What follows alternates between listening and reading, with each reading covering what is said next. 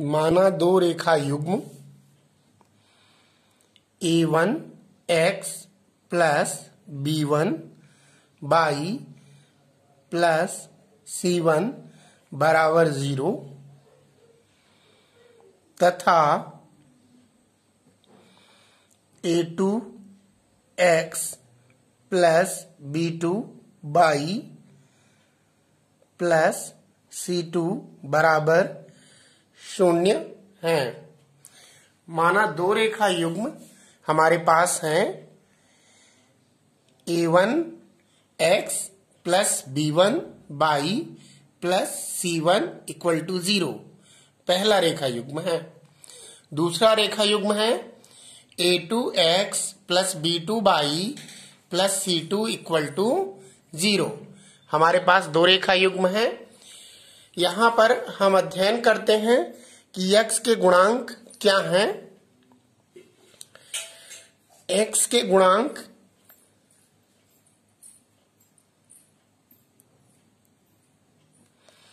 यहाँ पर y के गुणांक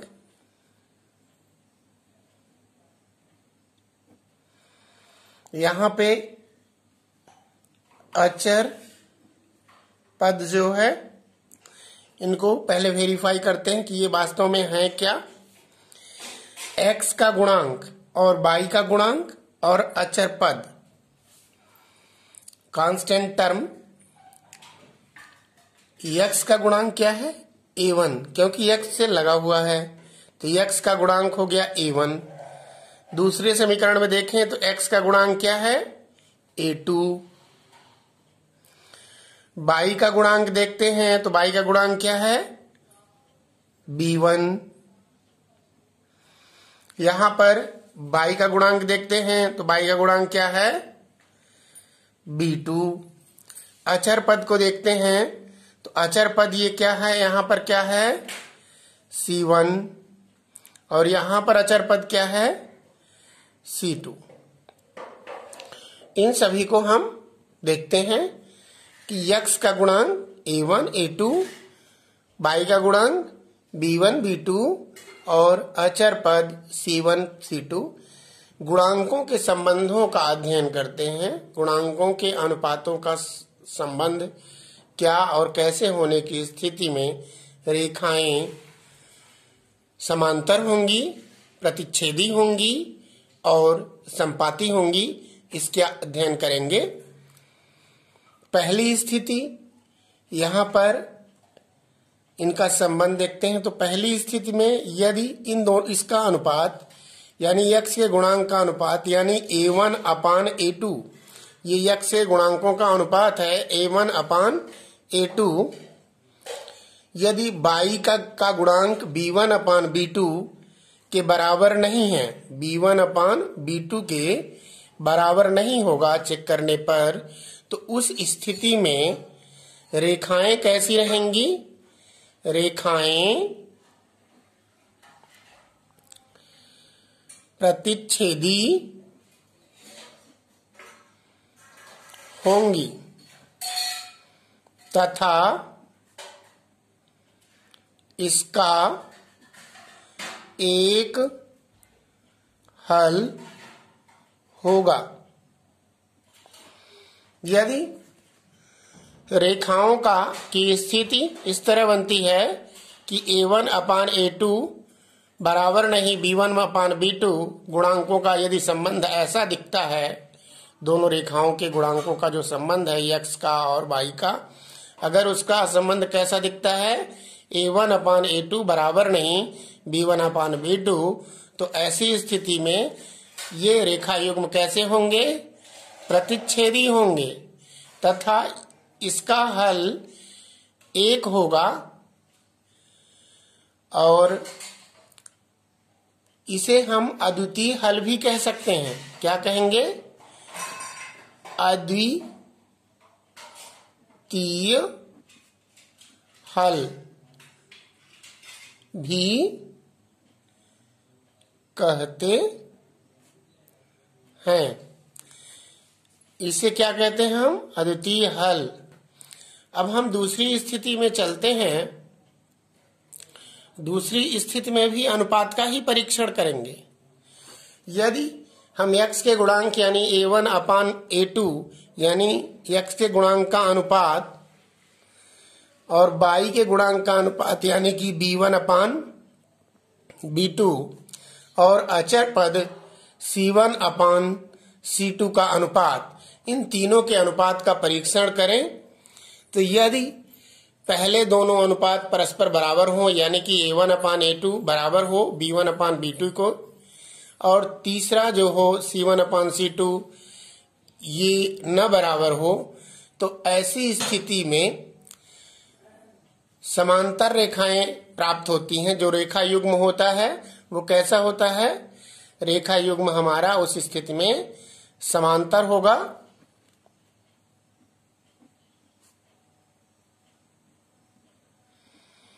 रेखा युग्म कैसा होगा? समांतर होगा। और यदि इन दोनों समीकरणों को हल करें तो इनका कोई भी हल नहीं प्राप्त होगा। कोई भी हल नहीं होगा। यदि हल करके x y का मान निकाले हो, ऐसी स्थिति में कोई भी हल नहीं प्राप्त होगा। अब हम तीसरी स्थिति में जाते हैं। यदि हम गुणांकों के संबंधों का परीक्षण करें तो तीसरी स्थिति ये बनेगी कि यदि x के गुणांक यानी a1 अपान a2 का अनुपात यानी बटा बराबर दूसरा यानी कि y के गुणांक के अनुपात क्या है? b1 अपान b2, और तीसरा है अचर पद यानी ये भी c1 अपान c2 यानी x के गुणांक, y के गुणांक और अचर पद, इन तीनों के अनुपात यदि परस्पर बराबर होते हैं यानी कि a1 अपान a2 बराबर b1 अपान b2 बराबर c1 अपान c2, तो रेखा युग्म कैसे होंगे? रेखा युग्म संपाती होंगे। कैसे होंगे? संपाती होगा। रेखा युग्म कैसा होगा? संपाती होगा। और इसका अनंततः अनेक हल होगा। मैं पहले वीडियो में इसके आरेख के संबंध में कुछ बातें मैंने बताया था, और आप यदि आरेख का संबंध समझना चाहें तो उपरोक्त वीडियो को भी देख सकते हैं। और यदि गुणांकों के संबंधों से हम अध्ययन करना चाहें कि रेखाएं कैसी होंगी, तो रेखाएं a1 अपान a2 बराबर नहीं b1 अपान b2 अगर स्थिति ऐसी निर्मित होती है यानी x का गुणांक और y के गुणांकों का अनुपात यदि बराबर नहीं होता तो रेखाएं प्रतिच्छेदी होंगी और इसका अद्वितीय हल होगा। यदि तीनों के अनुपात, दो के अनुपात बराबर हैं x के गुणांक और y के गुणांक का, और तीसरा यानी अचर पद यानी कि c1 अपान c2 बराबर नहीं है, ऐसी स्थिति में रेखाएं समांतर होगी और इनका कोई भी हल नहीं होगा।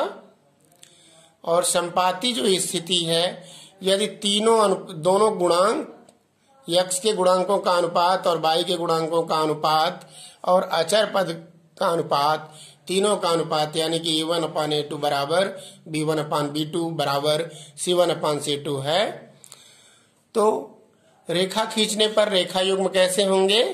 संपाती होंगे और इनका अनंततः अनेक हल होगा। कक्षा 10 प्रश्नावली 3.2 के प्रश्न क्रमांक 2 पर हम चर्चा करते हैं। प्रश्न क्रमांक 2 है, प्रश्न क्रमांक है ये, अनुपातों a1 अपान a2 b1 अपान b2 और c1 अपान c2 की तुलना कर ज्ञात कीजिए कि निम्न समीकरण युग्म द्वारा निरूपित रेखाएं एक बिंदु पर प्रतिच्छेद करती हैं, समांतर हैं अथवा संपाती हैं।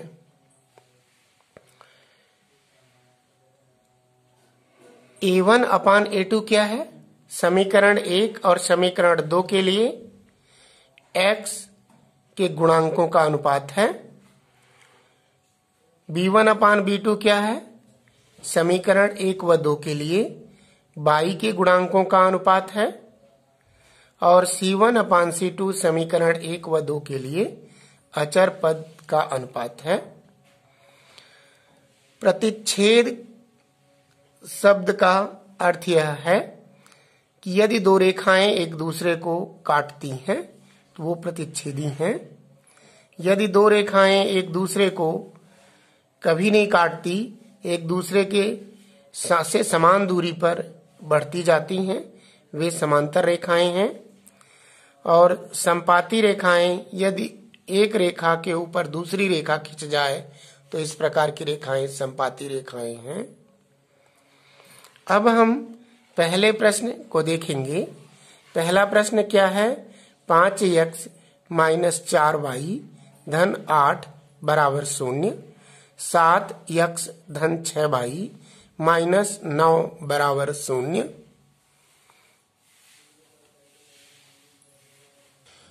अब हम दूसरे के पहले प्रश्न को देखते हैं। दूसरे का पहला प्रश्न है 5x माइनस 4y धन 8 बराबर 0। दूसरा है 7x धन 6y ऋण 9 बराबर 0। अब इस प्रश्न की तुलना हम व्यापक समीकरण युग्मों से करेंगे। तो यहां लिखेंगे व्यापक समीकरण युग्म A1x plus B1y plus C1 बराबर 0, A2x प्लस B2y धन C2 बराबर 0 से तुलना करने पर अब हम तुलनात्मक अध्ययन करेंगे गुणांकों को निकालने के लिए। यहां x का गुणांक क्या है? A1 और प्रश्न में x का गुणांक क्या है? 5, यानी कि A1 बराबर 5। इसी प्रकार समीकरण 1 के y का गुणांक क्या है? B1। समीकरण 1 के y का गुणांक क्या है? -4। तो B1 बराबर -4। व्यापक समीकरण में अचर पद C1 है, तो पहले समीकरण के लिए अचर पद क्या है? 8, अर्थात C1 बराबर 8। समीकरण 2 में व्यापक समीकरण को देखते हैं। A2x, तो x का गुणांक क्या है? A2। और समीकरण 2 में x का गुणांक क्या है? 7, अर्थात A2 बराबर 7। B2 के लिए ये y का गुणांक है, तो इधर y का गुणांक क्या है? 6। तो B2 बराबर 6, अर्थात B2 बराबर 6। अब समीकरण 2 का अचर पद क्या है? C2। C2 के लिए समीकरण 2 का अचर पद यहां पर -9 है, तो C2 बराबर -9। अब हम इनके अनुपातों का अध्ययन करते हैं।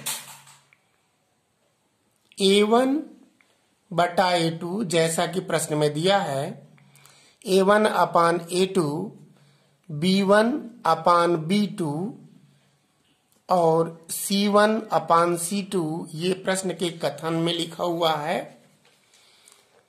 इससे हम आगे बढ़ेंगे। तो A1/A2 है क्या? A1/A2 x के गुणांकों का अनुपात है, तो वह क्या होगा? 5/7। B1/B2 क्या है? y के गुणांकों का अनुपात है। यहां पर देखें तो y के गुणांकों का अनुपात क्या होगा? -4/6।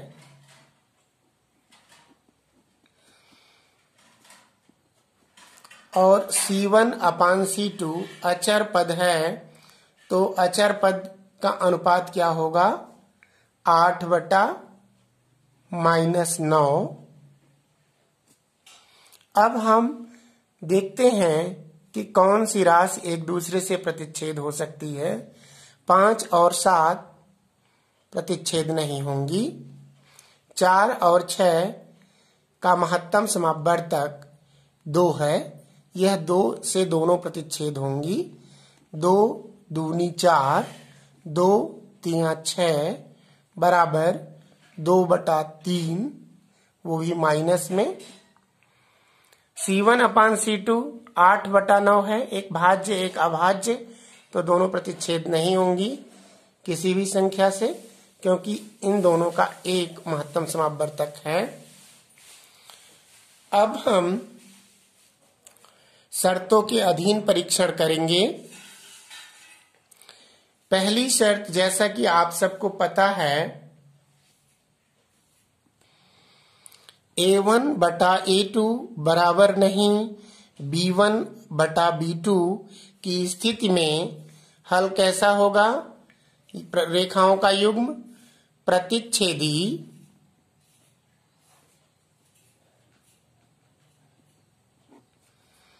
और अद्वितीय हल।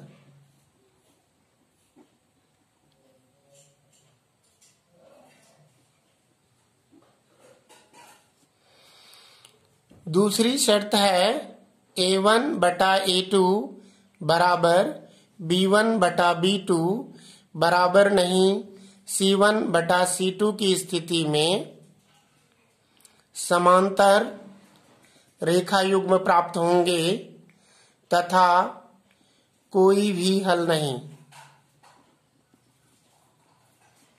नहीं।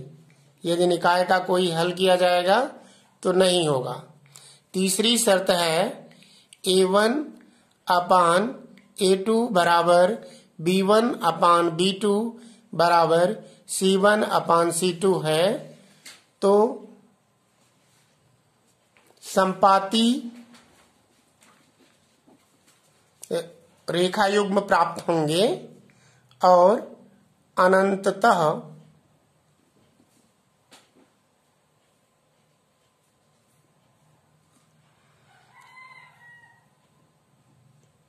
अनेक हल की स्थिति निर्मित होगी। तो यहाँ पर हम इनका तुलनात्मक अध्ययन करते हैं। A1/A2 बराबर कितना है? 5/7। B1/B2 बराबर कितना है? -2/3। क्या यह दोनों अनुपात आपस में बराबर हैं? अवलोकन करें। 5/7 -2/3 के क्या आपस में ये दोनों बराबर हैं? उत्तर होगा नहीं।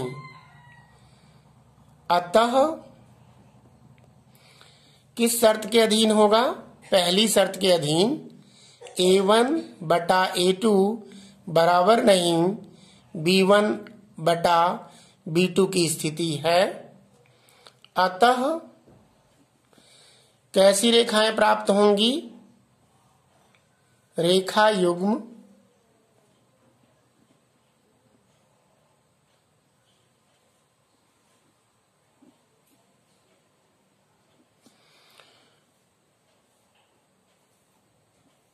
प्रतिच्छेदी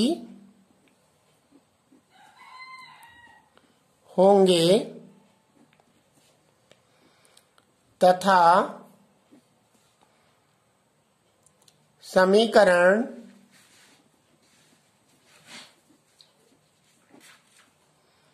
निकाय का अद्वितीय हल होगा। इस प्रकार हम दूसरे के प्रत्येक प्रश्नों को हल कर सकते हैं